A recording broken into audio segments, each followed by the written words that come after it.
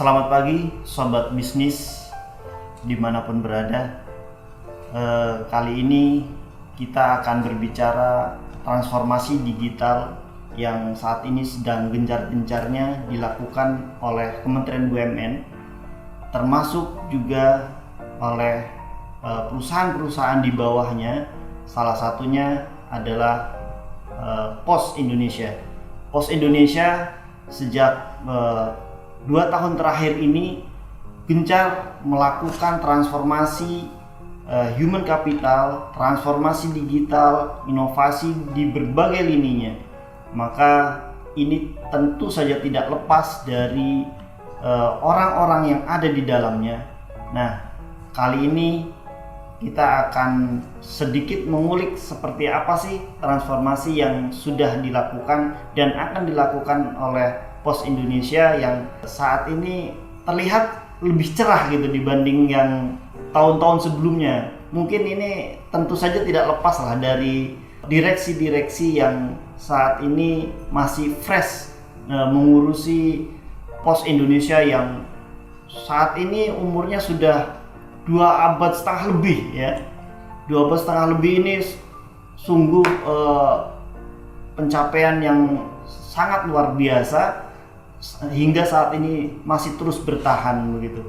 Untuk lebih jelasnya kita akan bincang-bincang santai dengan Bapak Tonggo Marbun selaku Direktur SDM dan Umum terkait transformasi digital yang sudah dilakukan selama ini di PT Pos Indonesia. Oke, selamat pagi Pak Tonggo. Selamat pagi Mas Anwar, apa kabar? Apa kabar Pak Tonggo? Sehat, Mas Anwar. Gini Pak Tonggo, saat ini kan dunia sedang dilanda oleh pandemi COVID-19 yang hingga kini sudah masuk ke 2 tahun ya, sudah 2 tahun dilanda COVID-19. Nah, tentu ini akan membawa dampak yang sangat signifikan terhadap kinerja perusahaan gitu.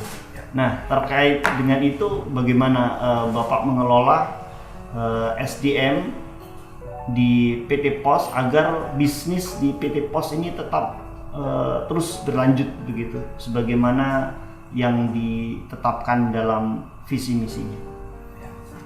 Baik, terima kasih Mas Anwar.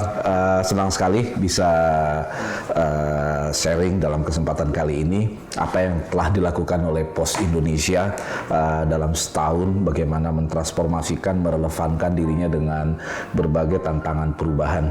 Jadi memang di era yang penuh tantangan dan ketidakpastian ini, industri postal dan kurir termasuk jasa keuangan yang selama ini menjadi core bisnis Pos Indonesia itu juga mengalami perubahan yang sangat signifikan. Bahkan dengan pandemi ini dipercepat lagi, terjadi perubahan pola hidup masyarakat, kemudian masyarakatnya sendiri sekarang sudah mulai yang tadinya belanja ke mall, ke tempat-tempat perbelanjaan, sekarang lebih banyak dengan e-commerce gitu ya. Dan ini secara langsung mempengaruhi bisnis dari Pos Indonesia.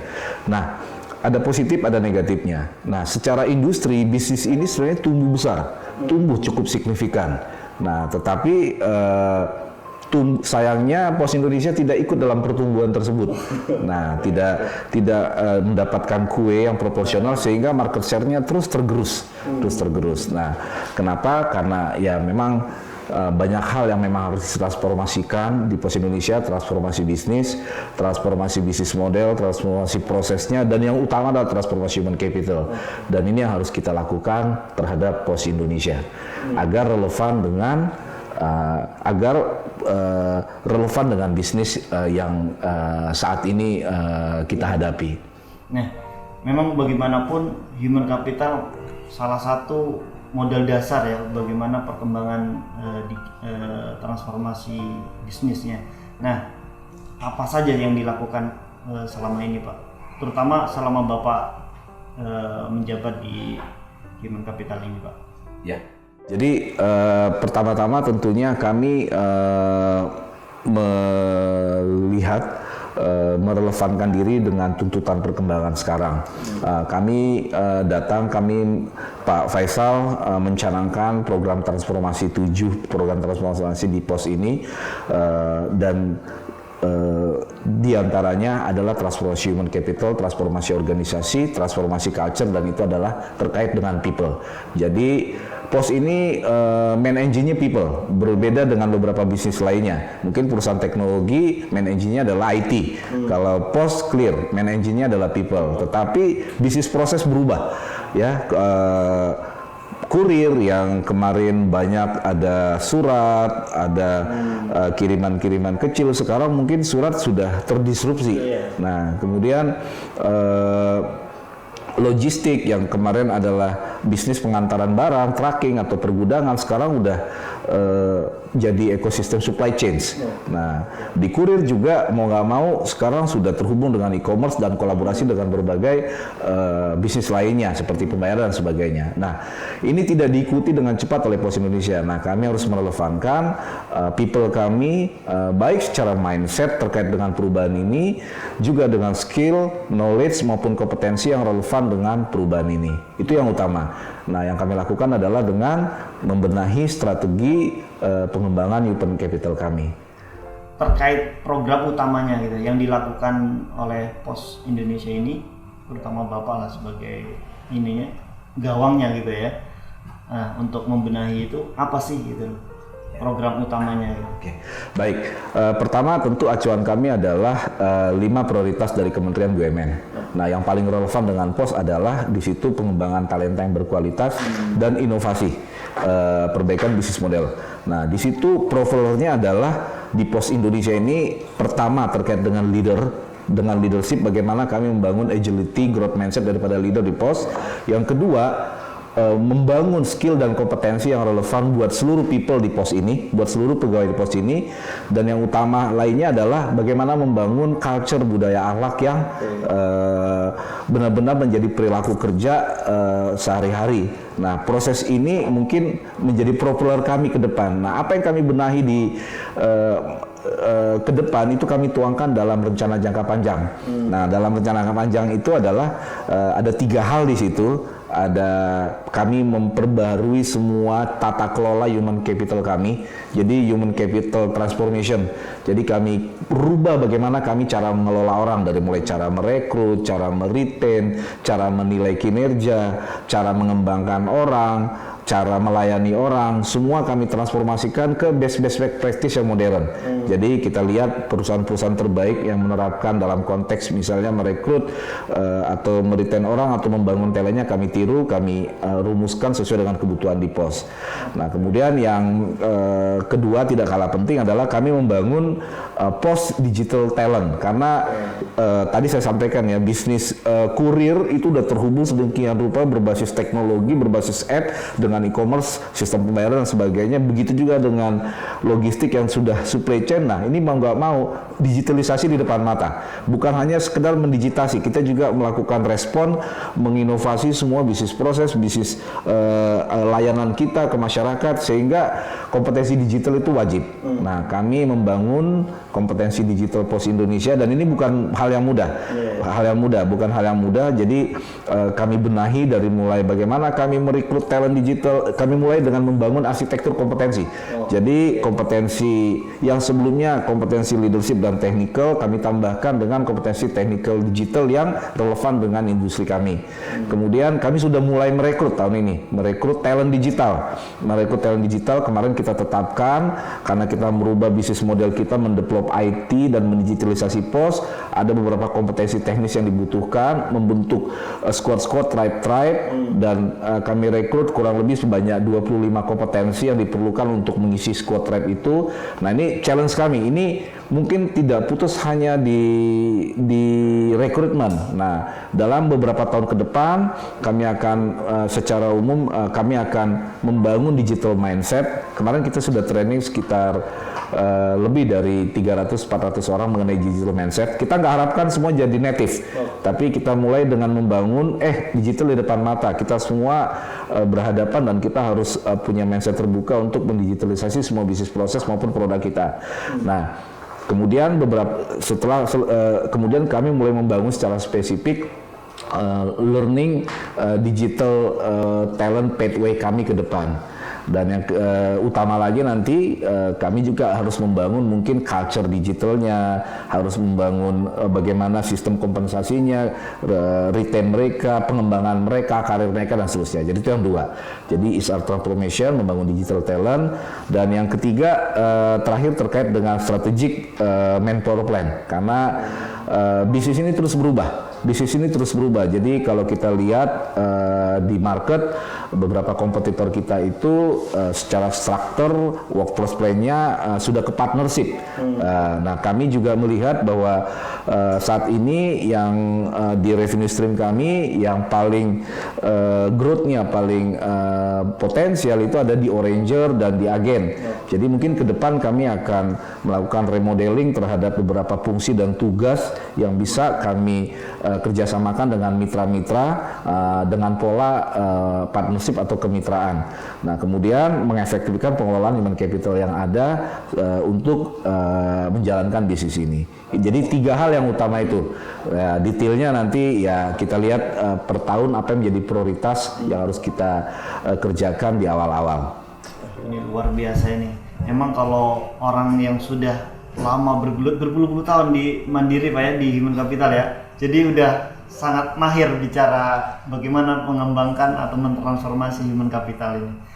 Nah, tentu ini dalam pelaksanaannya kan ini ya, ada kendala atau ada tantangan ini.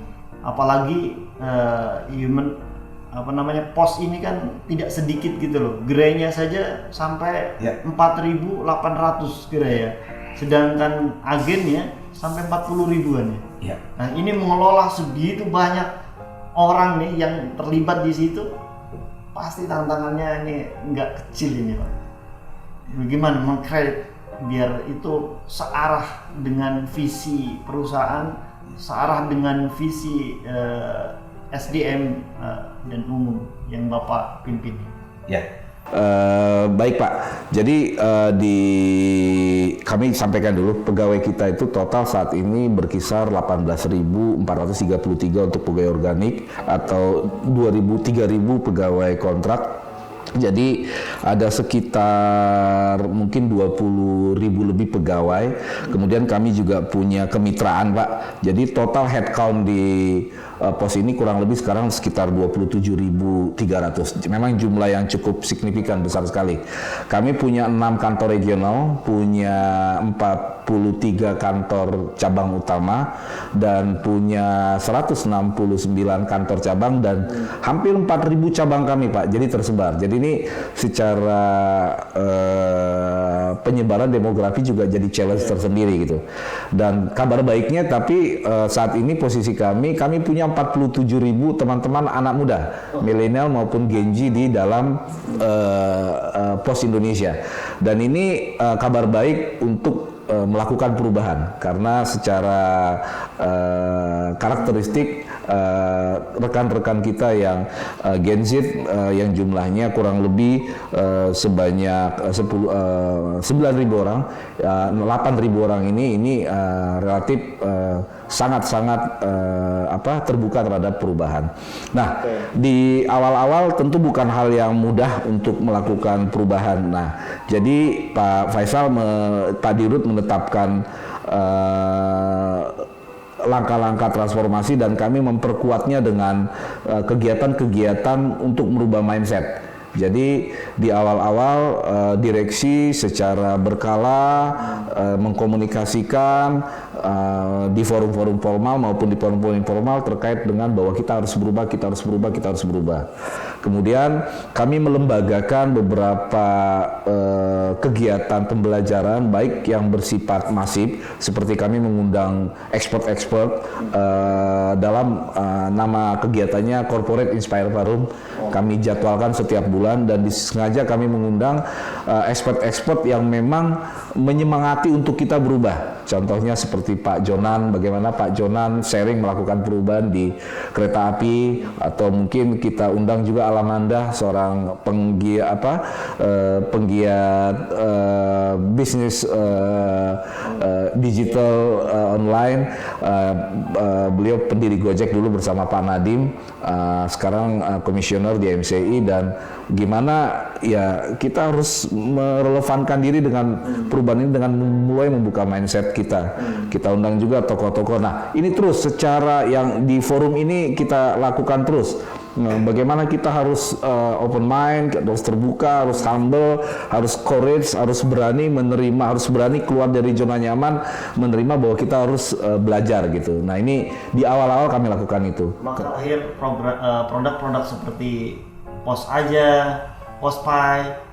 Ya, jadi di bisnis ya mau nggak mau, karena kita harus berubah dari loser ke winner, ya kita harus merelevankan bisnis kita. Nah, bukan sekedar mendigitalisasi, tapi dengan kreativitas teman-teman, bagaimana membangun fiturnya, mendekatkan ke konsumen, memperbaiki layanannya, lahirlah mendigitalisasi dengan berbagai kemudahan, lahirlah produk-produk Postpay dan Pos Aja di tahun ini. Yang terlihat lebih cerah ya Pak, nggak kusam gitu. Karena memang yang mendevelop ini anak-anak muda gitu ya. Ya. Dan teman-teman dengan semangat muda. Oke.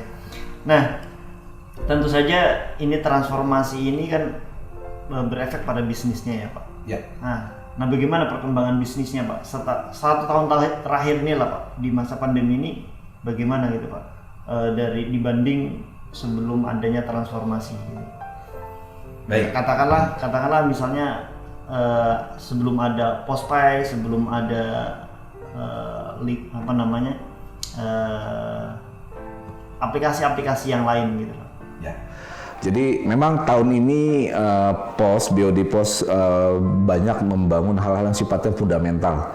Jadi membangun produk kita, kemudian memperbaiki bisnis proses kita, membangun platform operasi kita, kemudian memperbaiki arsitektur IT kita.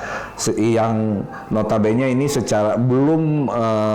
tidak secara langsung berakibat terhadap revenue, karena ini hal-hal yang sifatnya fundamental, yang sifatnya sustain, membangun sesuatu yang sustain untuk kemajuan kita ke depan.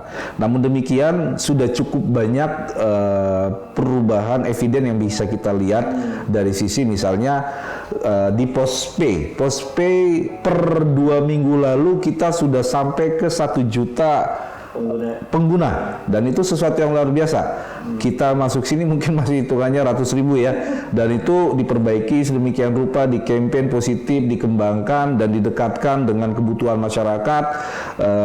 Biller-billernya ditambah, dikerjasamakan dengan baik, settlement-nya dibagusin, reliability sistemnya dibagusin, dan saat ini sudah lebih dari 1 juta pengguna, dan ini mudah-mudahan nanti juga meningkatkan transaksi di dalamnya.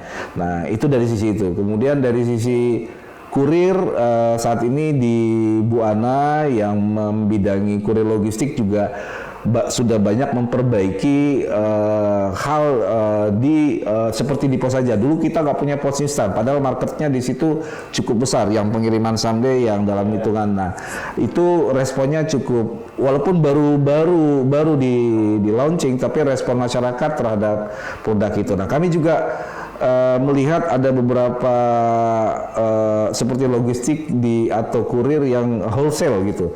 Ini juga sudah mengalami pertumbuhan yang cukup signifikan. Namun memang kami punya tantangan terhadap yang konvensional, yang kurir, untuk kami benahi yang fundamental, layanannya, SLA kami, untuk mungkin kami dapatkan pertumbuhan yang lebih signifikan lagi ke depan. Tapi kita yakin itu pasti akan berjalan mulus, karena orang-orang yang duduk saat ini di direksi Pos ini sungguh luar biasa gitu. Terima kasih. Sangat adaptif terhadap perkembangan zaman ya, terhadap teknologi gitu. Oke, terakhir Pak, harapan Bapak mengenai transformasi digital ini seperti apa Pak? Ya. Jadi tentu ini bukan, kami baru memulai, dan ini bukan pekerjaan yang 1 tahun 2 tahun selesai. Nah, kami masih terus melakukan sedang membangkitkan semangat, purpose teman-teman di POS untuk terus belajar, untuk terus terbuka. Jadi pusat belajar sekarang udah pindah, Pak. Kalau dulu di learning center, sekarang kita kembalikan ke pegawai. Tugas kita adalah memperluas kesempatan belajar dengan membuat misalnya platform learning, LMS, KMS, memperbanyak modul-modul dari LMS, memperbanyak modul di konten dari KMS. Kemudian kami perbanyak kegiatan-kegiatan pembelajaran di luar training seperti sharing dari expert. Kemudian kita minta sharing dari setiap atasan, terus kita kuatkan kegiatan seperti coaching, mentoring di level tertentu kepada orang-orang tertentu secara khusus yang memegang unit kerja. Kemudian kita buat job assignment, itu juga proses pembelajaran yang efektif, penugasan-penugasan anak-anak muda yang lama di kantor pusat, kita tour of duty-kan menjadi kepala kantor cabang dan sebaliknya dan seterusnya. Kemudian kita buat kayak squad dan mereka terlibat tidak untuk menyelesaikan suatu proyek-proyek gitu. Nah, ini menggairahkan semangat belajar teman-teman di POS. Nah, mudah-mudahan ini menjadi bekal kami, bekal semua pegawai POS untuk terus merelevankan diri dengan perubahan di bisnis ini. Jadi itu yang harapan saya, biar kita terus tetap relevan, dan mungkin yang utama nanti kami juga harus mengembangkan leader-leader kami untuk bisa melit tim ini belajar dan berkembang dan berkontribusi sebesar-besarnya untuk POS Indonesia. Dahsyat ini, luar biasa ini. Jadi ada kolaborasi ya antar berbagai divisi, antar usia ya, yang milenial dengan yang post milenial ya, yang sudah kolonial, saling kolaborasi gitu. Jadi perusahaan POS Indonesia ini akan lebih maju lagi. Sayang pembicaraan kita dibatasi oleh waktu, jadi kita cukupkan sekian perbincangan ini. Salam bisnis, salam sehat.